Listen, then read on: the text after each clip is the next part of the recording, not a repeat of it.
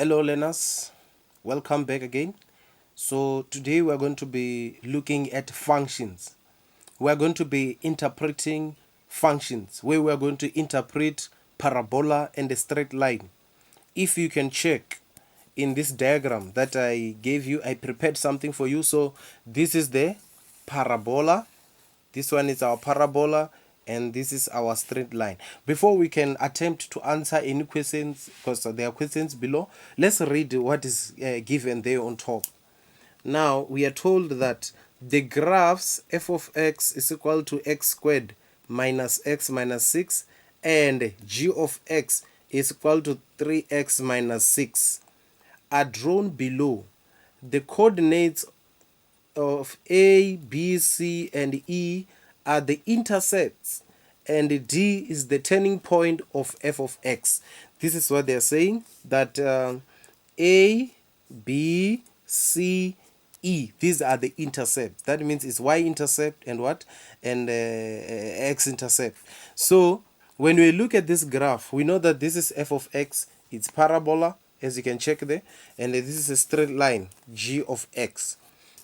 Now this is what it is given there. Now attempting to see the questions now, check there. The first thing is determine the coordinate of A and B. You see A and B are there on your graph, and then determine the coordinates of C and E. It's also there on the graph. The coordinate of D, the turning point of f of x. This is what we are going to look for. The coordinate of f, point of intersection of f of x and what? And g of x. This is the point of intersection. Alright. Calculate the maximum length of PQ. Maximum length of PQ. This is PQ. And then use the graphs to answer the following questions. For which values of x will f of x multiplied by g of x be greater than 0? G of x divided by, rather, f of x divided by g of x less than 0, f of x less or equal to g of x. X multiplied by the f derivative of x greater than 0. So these are the questions that we are going to answer them. We're going to be looking on how to answer or how to approach a question on functions, how to interpret questions. So since you can see all these questions here, so what we're gonna do, so the best thing is that you can check the graph and then you pause the video and then you attempt to answer all these questions before we can do a correction together. So this is the graph that you are having. You can get a pen there, copy it, then after copying it, you copy your questions. Then after copying your questions, you pause the video and try to answer all these questions as you are preparing for your examination. And then after, then you will play, then we'll go for what? Solution. Now let us attempt, let's try to answer these questions together. Let me show you how to answer them. All right, when I write here, the first question, determine the coordinates of A and B. You go to the graph and check A. What is A? That's intercept, and this one intercept. Where remember, where your graph cut the x-axis, that point is a x-intercept. That intercept is x-intercept. If you what? If your graph intersect the what? The x-axis, that's x-intercept. So how do you get the x-intercept? Let's check. We're having the graph y is equal to x squared minus x minus 6. Remember, when we calculate the x-intercept, this is the first question. Where there is y, we replace by 0. Then we're going to have x squared minus x minus 6. And then the next thing, we calculate the factors there. This x, we write down the factors. This one will be plus 2 and this one will be minus 3 is equal to 0. And then at the end, your x will be minus 2 or your x will be 3. So these are the roots. So meaning that the coordinate of A, because it's on the, let's check, it's because it's on the negative, and this is our what, Cartesian plane, this is our 0. It means that this is negative and this is positive. The one which is negative here is minus 2, meaning that your A is minus 2 is to 0, and your B, it will be 3 is to 0. So this is the answer for the first question. This is the answer for the first question. Now let's go to the second question, 1.2. What is it that we are looking for on 1.2? Determine the coordinates of C and E. Go and check on your graph closely. What is this C? This is where this graph parabola is cutting the y-axis. What about this? This is the a point where your straight line is cutting the x-axis. That means this is my x-intercept for straight line. This one, I just choose any graph and get the y-intercept. So meaning that in this one, you are having y is equal to 3x minus 6. I'm gonna first calculate coordinate of C. I will replace here by 0 because it's the y-intercept, minus 6. So the y is what? Minus 6. And then for that x-intercept, you put 0, 0, 3x minus 6. Then you're going to have 3x is equal to 6. Then you divide both sides by 3. Therefore, x will be equal to 2. So meaning that this is for y and this is x. So how do we write the coordinate? Our C will be 0 is to minus 6. And then our E is going to be 2 is to 0. You see? These are the coordinates that we are calculating. We are determining them. So let me write them so that you don't forget. So this is minus 2 is to 0 there. And then this is what? 0 is to minus 6. This is minus 2 is 0, the coordinate for this one. And then here you got your 3 is to 0. And then here 2 is to 0. So these are the coordinates. You can check. This is E, then this is B. This is your A, minus 2 is to 0. Let me just write it here. Your A here, minus 2 is to 0. So that's the coordinate of A, is this point. Okay, and at this point, we know that 0 is to minus 6. And then we're having these coordinates. All right, let's proceed. We are going to calculate the coordinate of D. The coordinate of D, determine the coordinate of D, the turning point of f of x. So that's the D. All right, how do we get D? It's 1 point. This is 1.3. D is the turning point. Remember, for the turning point, first calculate the axis of symmetry. X is equal to minus b over 2a. See? And then remember, you're having x squared minus x minus 6. That's your equation. Your a is 1. Your b is minus 1, as you can check there. Then your c is minus 6. So meaning that where there is a b, you're going to replace by minus 1. And then where there is a, you're going to replace by 1. So your axis of symmetry is 1 over 2. That's the axis of symmetry. Now we want to get the y value of the turning point. We replace this 1 over 2. Here, 1 over 2 minus 6. Then you press your calculator here. After pressing your calculator, that's when you're going to get minus 25 over 4. So this is the coordinate of D. 1 over 2 is to minus 25 over 4. This is it, class. This is the coordinate of D. Now let's proceed. Now we are going to 1.4. 1.4. The coordinate of F. Point of intersection of f of x and g of x. You check there on the graph. This is your F. This is where the two graphs meet. You see, meaning that you are going to equate the two graphs. You're going to equate the two graphs. You're going to say f of x is equal to g of x. You know your f of x is x squared minus x minus 6. You can check it on your graph. And then this g of x, we know that is 3x minus 6. And then when we are having it like this, we group the like terms.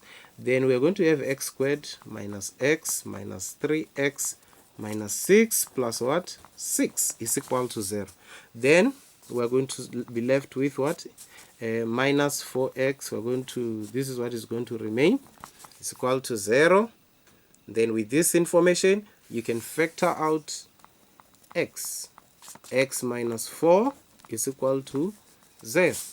Then your answers, 0 is x is equal to 0 or x is equal to 4. You see? Now, these two values, they are telling you that there are 2 points where the two graphs are meeting. There are 2 points where the two graphs are intersecting one another. Let's check them. You see, it is here and also here. Already this is 0. You see that x you're getting there. This is that x which is 0. Now the one you're looking for is this one which is positive. Is what? X is equal to 4. You see? Meaning that you take this x is equal to 4 and replace on any of the two, you are going to get the answer. So you say y, I'm choosing straight line, 3 into 4. You can choose this one and replace on that one. So minus 6, you're going to get y is equal to 12 minus 6. Therefore, y is equal to what? Is equal to 6.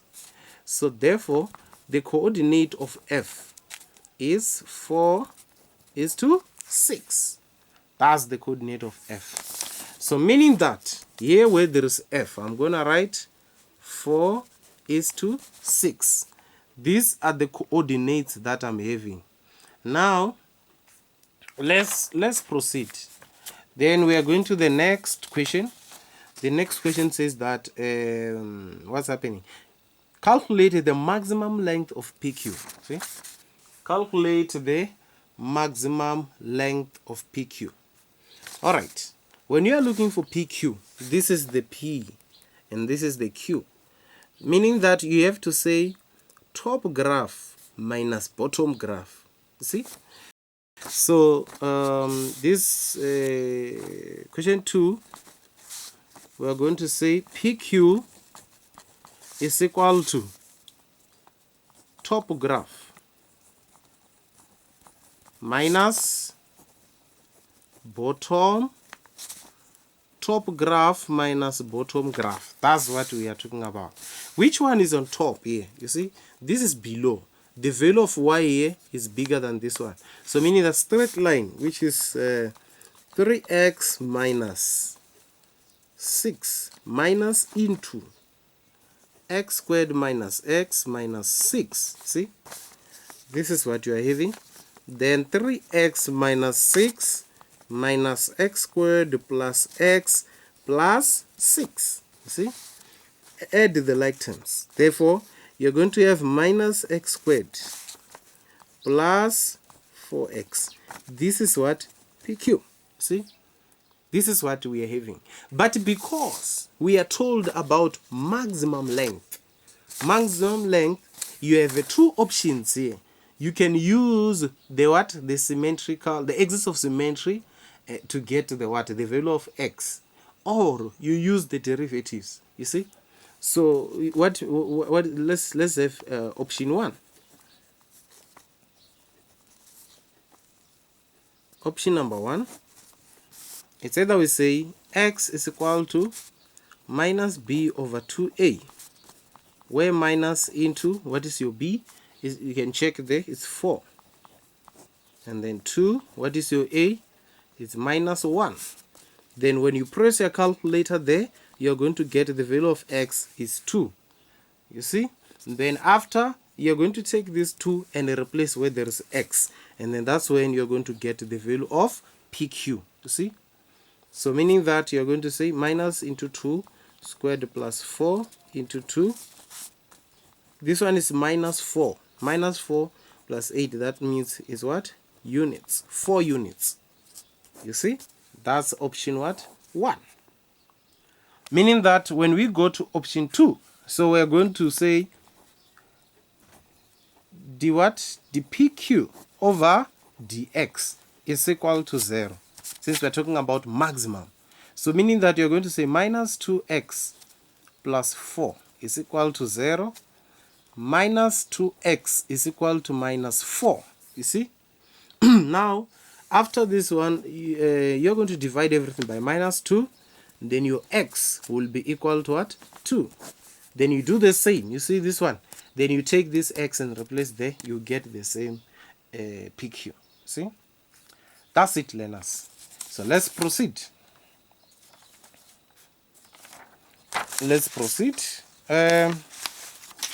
Now, what we are going to do here, we want to approach these questions.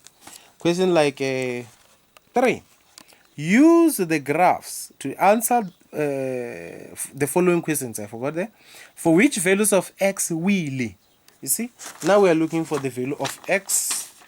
For which values of x will it give? Are we going to get that? For which value of x are we going to get? F of x multiplied by g of x is greater than 0. F of x divided by g of x is less than 0. F of x is less or equal to g of x. X multiplied by the derivative is greater than what? 0. That derivative, we talk about what? F derivative of x, it tells you about the gradient of that function. See? So, meaning that, let me find a simple method for you. I'm going to use these 2 markers. This one, green, I'm going to mark where the graph is positive. I want you to listen very carefully. So, green, we're going to mark where the graph is what? Is positive. Wait, I was just trying to put something there. Now, here, from this part going up, the values of y are what? Are positive, you see? Because it's greater than what? Than 0, you see? From here, the values of y on this graph are positive, you see? Are positive. Even here, the values of y on this straight line are positive because they are greater than 0, you see? I hope we are together there. And also, the x-axis, this side, is going to be positive. This is where we get the positive on the x-axis. I hope we are together there. This is where I'm marking the graph. Now, let's get the negatives. Below here, this is where our graph is what? Is negative. Because this is below 0. You see? This is below 0. This is where the graph is negative. Also, the x-axis, this side is what? Is negative. I hope we are able to see those things when I interpret these graphs. Okay, let's start with the first one. The first question is, for which values of x will f of x multiplied by g of x be greater than 0? The first thing is that, class, here we are multiplying the graphs. You see? We are multiplying the graphs. When you multiply negative times negative, you get positive. You see? When you multiply negative times negative, you get positive. Positive times positive, you get what? Positive. That's what you're looking for.